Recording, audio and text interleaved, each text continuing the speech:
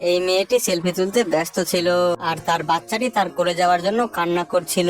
তো এটা দেখে মেয়েটি অনেকটা বিরক্ত হয়ে যায় আর তখনই মেয়েটি তার কাজের মহিলাটিকে ডাকে এবং কি বাচ্চাটিকে সেখান থেকে নিয়ে যেতে বলে। আর তখনই কাজের মহিলাটি সেখানে গিয়ে বাচ্চাটিকে কোলে নেয়। কিন্তু তখনই মেয়েটি একটি পার্টিতে চলে আসে আর সেখানে সেলফি তুলতে থাকে।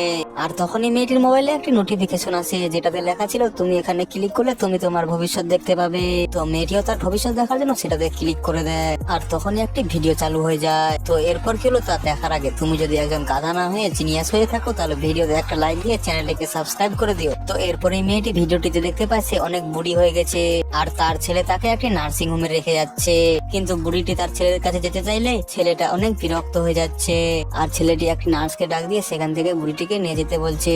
তারপরে ছেলেটি সেখান থেকে চলে যায় আর এটা দেখে বুড়িটি কাঁদতে থাকে। তো এই ভিডিওটা দেখে মেয়েটি অনেক কষ্ট পায় আর সাথে সাথে মেয়েটি তখনই তার বাচ্চার কাছে চলে আসে।